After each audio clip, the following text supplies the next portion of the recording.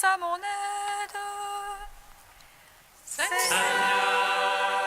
viens à mon secours. Gloire au Père, au Fils, au Saint-Esprit, maintenant et toujours. Dans les siècles des siècles. Amen. Alléluia. Viens, Esprit Saint, illumine nos cœurs, remplis-nous de ta paix, en nous murmure Abba. Tu es notre guide, ô Dieu, toi notre défense.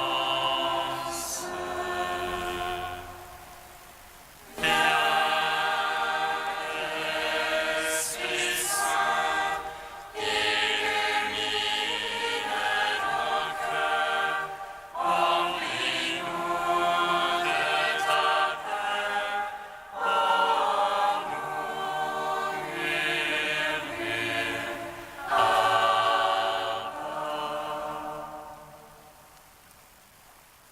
Hymne de Saint Irénée, page 17. La loi, les prophètes et les évangiles t'annoncent au Christ. Tu t'es fait chair dans le sein de la Vierge. Tu es né à Bethléem, tu as souffert sur le bois de la croix. Mort, tu es ressuscité des morts. Tu es apparu aux apôtres, tu es monté au ciel, tu t'es assis à la droite du Père.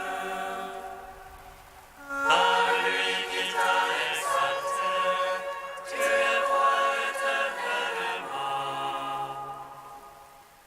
Tu es la parfaite sagesse, le Verbe de Dieu né avant l'aurore. Créateur de tout, tu as façonné les hommes, tu es tout en tous. Tu es résurrection des ensevelis, salut des égarés, lumière des aveugles. Secours de ceux qui sont dans les épreuves, pasteur et justifié. Tu es l'époux de l'Église, chef des chérubins, tu domines sur les anges. Dieu de Dieu miséricorde, Jésus-Christ, toi éternel. Psaume 118, strophe 11. Enfin, je cherche ton salut, car j'espère en ta parole.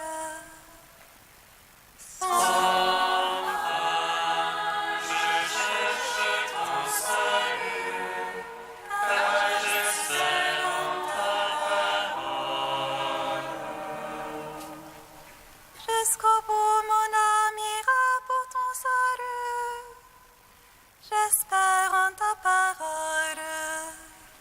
Jusqu'au bout, mes yeux pour ta promesse.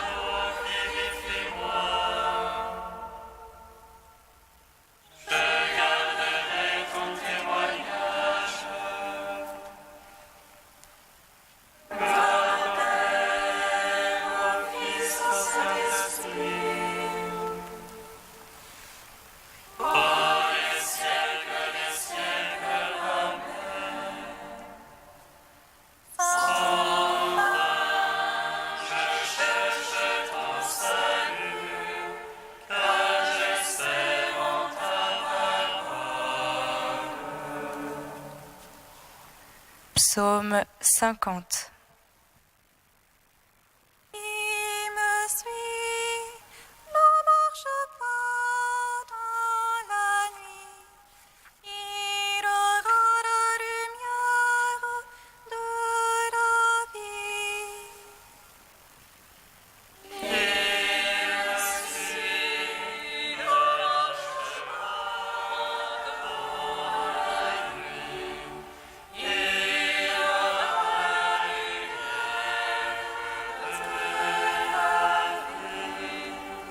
Pitié pour moi, Seigneur, en ta bonté, en ta tendresse, efface mon péché. Lave-moi de toute malice et de ma faute, Seigneur, purifie-moi.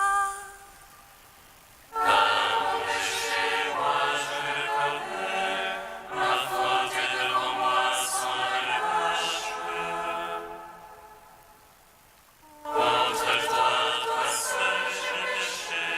Ce qui est mal à tes yeux, je l'ai fait. Ainsi tu es juste quand tu prononces, sans reproche lorsque tu juges. Vois, mauvais je suis, pécheur, ma mère m'a conçu.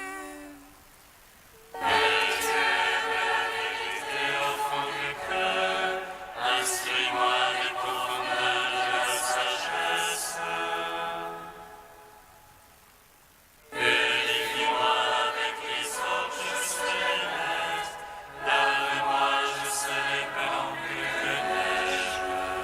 Rends-moi le son de la joie et de la fête, et qu'il danse les eaux que tu broyas. Détourne ta face de mes fautes, efface de moi toute malice.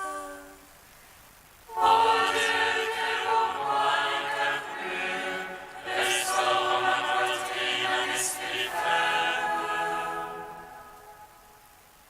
Ne me repousse jamais loin de ta face. Ne retire pas de moi ton esprit saint. Rends-moi la joie de ton salut, assure en moi un esprit magnanime. Aux pécheurs j'enseignerai tes voies, à toi se rendront les égarés. Affranchis-moi du sang de mon sauveur, et ma langue acclamera ta justice. Seigneur, ouvre mes lèvres, et ma bouche publiera ta louange. Tu ne prendrais aucun plaisir au sacrifice. Si j'offre un holocauste, tu n'en veux pas. Mon sacrifice, c'est un esprit brisé. D'un corps broyé, tu n'as point de mépris.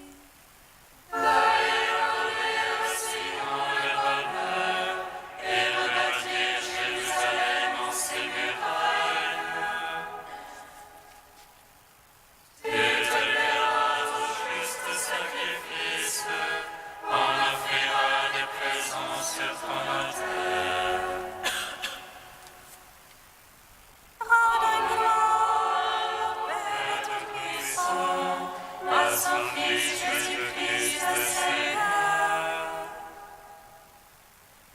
À l'Esprit qui habite en nos cœurs, Pour les siècles, Amen.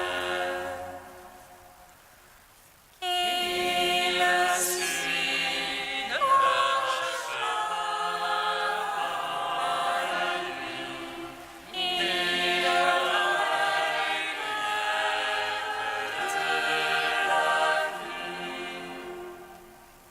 Psaume 51.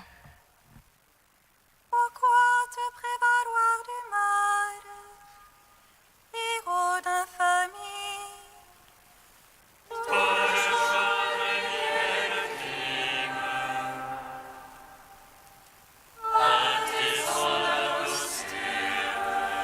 Tu aimes mieux le mal que le bien.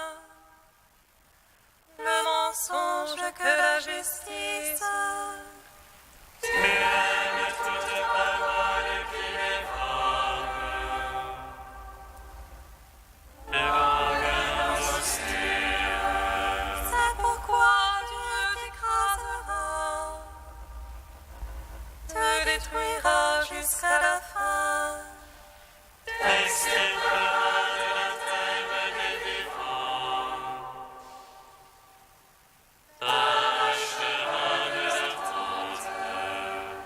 Ils verront les justes, ils craindront, ils se riront de lui. Le voilà l'homme qui n'a pas mis en Dieu sa forteresse. Laisse piètre au nombre de ses biens. Se faisait fort de son pied. Il voit comme un olivier verdoyant dans la maison de Dieu. Je compte sur l'amour du Seigneur. Toujours et à jamais. Je veux te rendre grâce à jamais, car tu as agi. Et j'espère de ton nom car il est bon. Devant ceux qui t'aiment.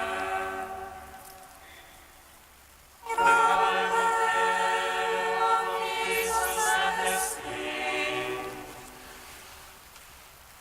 Ô les siècles,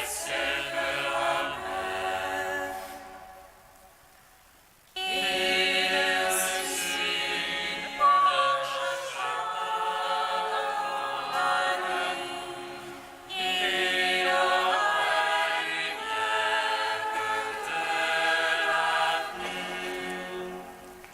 Quatrième chant du serviteur, page 294. Comme un surgeon, le serviteur a grandi, comme une racine en terre aride. Sans beauté ni éclat, nous l'avons vu, et sans aimable apparence. objet de mépris revenu de l'humanité, orne de couleur connue de la souffrance. Semblable au lépreux dont chacun se détrône, il était méprisé, compté pour rien. Ah, c'étaient nos souffrances qu'il portait, nos douleurs dont il était accablé. Et nous pensions qu'il était châtié, frappé par Dieu et humilié. Il a été transpercé par nos péchés, broyé à cause de nos crimes. Le châtiment qui nous obtient la paix est sur lui, par ses plaies nous sommes guéris. Comme des brebis, nous étions tous errants, chacun suivant son propre chemin. Et le Seigneur a chargé du poids de toutes nos fautes. Affreusement traité et humilié, il n'ouvrait pas la bouche. Comme un agneau conduit à l'abattoir, une brebis muette devant qui l'attend. Il a été retranché de la terre des vivants. Il a été frappé à mort par nos péchés. Mais s'il fait de sa vie un sacrifice d'expiation, il verra sa descendance et prolongera ses jours. Ce qui plaise au Seigneur par lui s'accomplira, après les épreuves de son âme. Il verra le lumière et sera complet, éternellement. Gloire au Père Tout-Puissant, À son Fils Jésus-Christ le Seigneur.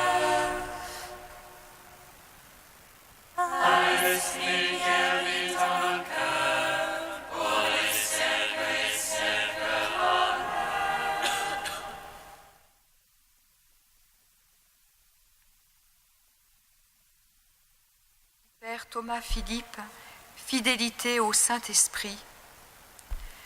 Nous avons tous besoin d'images, de références visibles.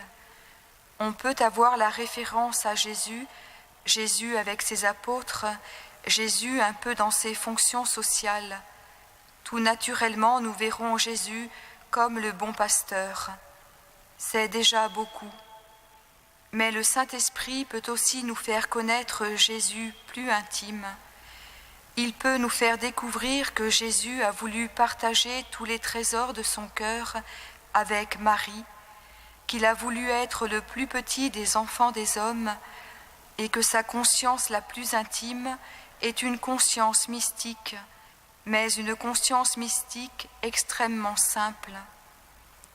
On peut se demander comment expliquer la conscience intime de Jésus, étant donné que, comme Fils de Dieu, il avait la vision du Père et qu'en même temps, il était homme. Mais si on se place du côté de Marie, on voit que dès le premier instant de la conception de Jésus, c'est l'Esprit Saint qui a donné Jésus à Marie, qui a uni Jésus et Marie, et qui est à l'origine de toute leur relation. Quand nous pensons à Marie, cela nous fait voir Jésus plus intime, Jésus tout petit enfant, et aussi Jésus faible et souffrant durant son agonie et sa passion. Marie nous fait atteindre un aspect très humain de Jésus, qui n'était pas un homme solitaire, mais qui a voulu vraiment avoir un cœur doux et humble. Jésus est venu sur la terre avant tout pour racheter tous les hommes, mais aussi pour apporter par son exemple une nouvelle mystique, de nouveaux rapports tout à fait intimes avec Dieu, une nouvelle voie pour que le Saint-Esprit puisse intervenir pleinement dans notre vie, une voie très simple, donnée pour les pauvres et les petits.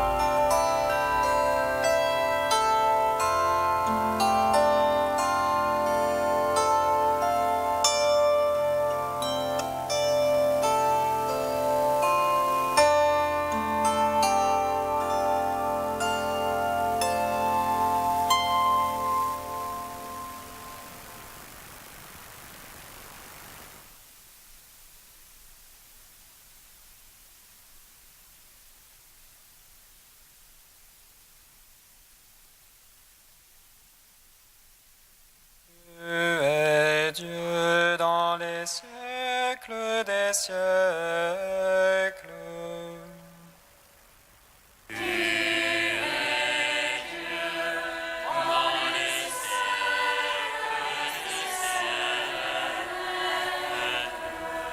Dieu dit, tu observeras mon alliance, toi et ta descendance après toi, de génération en génération.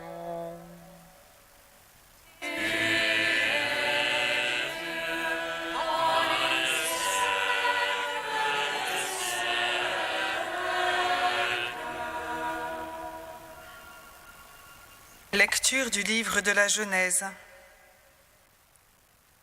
Lorsqu'Abraham eut atteint 99 ans, le Seigneur lui apparut et lui dit : « Je suis le Dieu Tout-Puissant, marche en ma présence et sois parfait. » Dieu lui dit aussi : « Tu observeras mon alliance, toi et ta descendance après toi, de génération en génération. Et voici le pacte d'alliance qui sera observé entre moi et vous, c'est-à-dire toi et ta descendance. Tous vos enfants mâles seront circoncis. » Dieu dit encore à Abraham : « Désormais tu appelleras ta femme Sarah, c'est-à-dire princesse. Je la bénirai en te donnant un fils par elle aussi. Oui, je la bénirai, elle donnera naissance à des nations, et elle aura des rois dans sa descendance. » Abraham se prosterna. Il se mit à rire, car il se disait : « Un homme de 100 ans va-t-il avoir un fils, et Sarah va-t-elle enfanter à 90 ans ? » Et il dit à Dieu : « Accorde-moi seulement qu'Ismaël vive sous ton regard. » Mais Dieu reprit : « Oui, vraiment, ta femme Sarah te donnera un fils, tu l'appelleras Isaac. J'établirai mon alliance avec lui, comme une alliance perpétuelle avec sa descendance. Quant à Ismaël, j'ai bien entendu ta prière, je le bénis, je le ferai fructifier et se multiplier beaucoup. Il engendrera 12 princes, et je ferai de lui une grande nation. Quant à mon alliance, c'est avec Isaac que je l'établirai, avec l'enfant que Sarah va te donner l'an prochain à pareille époque. » Lorsque Dieu eut fini de parler avec Abraham, il disparut à ses yeux. Gloire à toi, ô Dieu vivant, gloire à toi.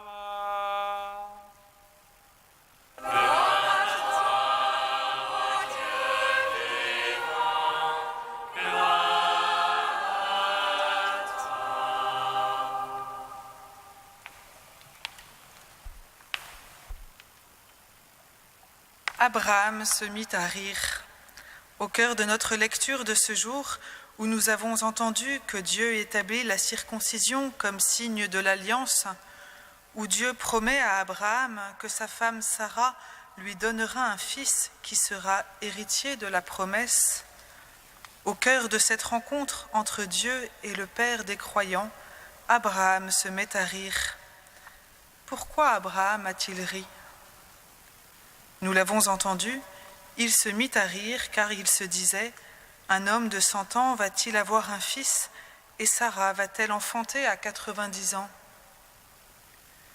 Une première lecture nous indique donc le caractère invraisemblable de l'annonce, l'incrédulité d'Abraham, ou du moins son étonnement devant un événement si improbable, provoque son rire. Et d'ailleurs, il offre lui-même une alternative au Seigneur pour accomplir sa promesse, qu'Ismaël puisse vivre devant ta face. Le Père des croyants serait-il incrédule ? Mais lorsqu'Abraham rit, il est prosterné. Littéralement, il tomba sur sa face, attitude d'humilité et d'adoration. Ainsi, des éléments de tradition juive ont interprété ce rire d'Abraham comme une manifestation de joie devant l'annonce d'un événement aussi imprévisible, devant l'espérance infinie qui se révèle. Dans sa lettre aux Romains, Paul relie ainsi cet événement. Espérant contre toute espérance, il crut, de manière à devenir le père d'un grand nombre de nations, selon ce qui avait été dit, ainsi sera ta descendance. Et c'est sans faiblir dans la foi qu'il considéra que son corps était mort, et mort aussi le sein de Sarah. En face de la promesse de Dieu, il n'hésita pas par incrédulité, mais il fut fortifié par la foi, rendant gloire à Dieu et pleinement convaincu que ce qu'il a promis, il est capable aussi de le faire. C'est pourquoi cela lui fut compté comme justice. Nous voilà donc passés de l'incrédulité à la foi et à la joie qu'elle engendre. Mais le Christ nous emmène encore plus loin. Il nous dit : Abraham, votre père, a exulté à la pensée de voir mon jour, et il l'a vu, et il s'est réjoui. En accueillant la nouvelle de la naissance d'Isaac, Abraham contemple déjà le jour du Christ, ce jour de la manifestation de la gloire de Dieu en Jésus-Christ, Fils unique du Père. Frères et sœurs, il est vraiment grand le mystère de la foi, et nous y entrons, nous y pénétrons de plus en plus dans la mesure où nous nous laissons habiter par la présence du Fils de Dieu en nous. C'est aussi cela la bonne nouvelle de l'incarnation. Laisse le Fils de Dieu grandir en toi, car il est né de toi, nous dit Isaac de l'Étoile. Qu'il devienne pour toi un immense sourire, une exultation et toute parfaite joie que nul ne puisse te ravir. Et alors nous aussi, nous voyons ce jour promis et nous le verrons éternellement.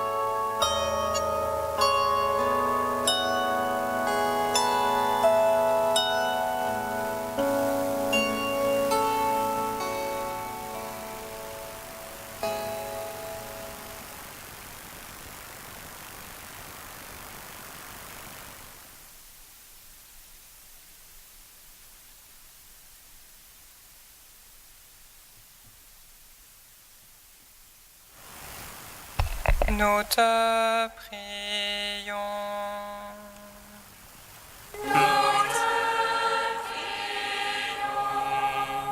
Seigneur Jésus, nous te prions pour tous ceux qui cherchent consolation auprès de toi. Exauce tous les hommes unis en ton nom.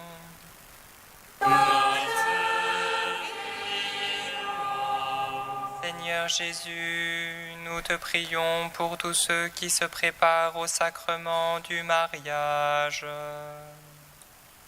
Que ton amour pour l'Église inspire leur vie.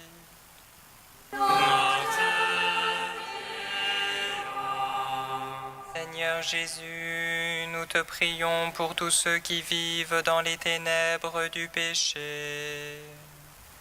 Par ton amour, donne-leur la grâce de la réconciliation.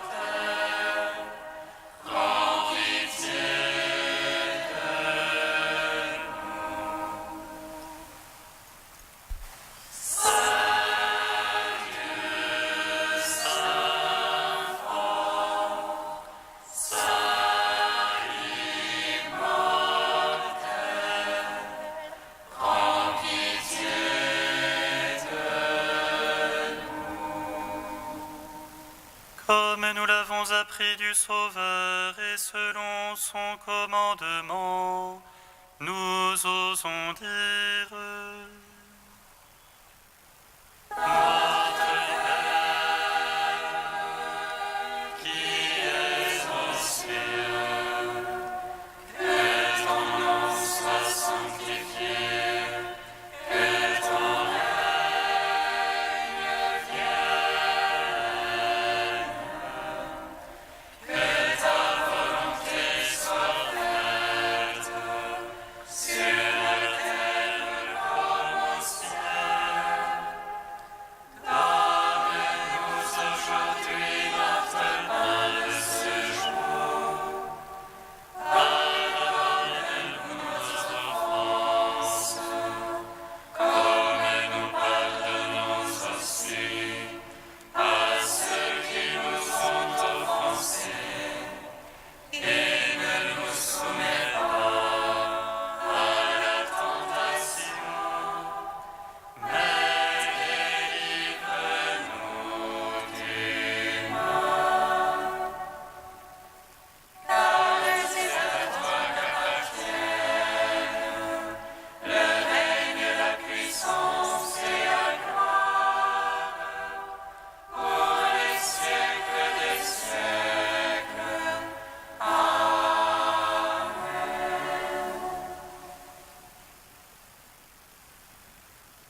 Tu as donné, Seigneur, à l'évêque Saint Irénée de faire triompher la vraie doctrine et d'affermir la paix dans l'Église. Par son intercession, réveille notre foi et notre charité, pour que nous cherchions en toutes choses ce qui favorise l'union entre les hommes. Par Jésus-Christ, ton Fils, notre Seigneur et notre Dieu, qui règne avec toi et le Saint-Esprit, maintenant et pour les siècles des siècles. Bénissons le Seigneur.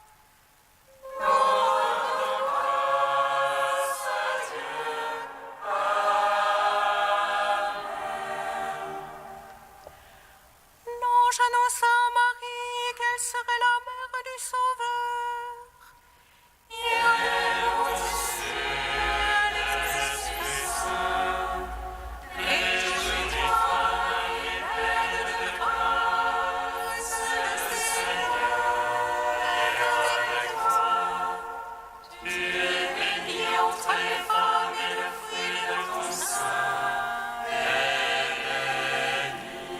Voici la servante du Seigneur.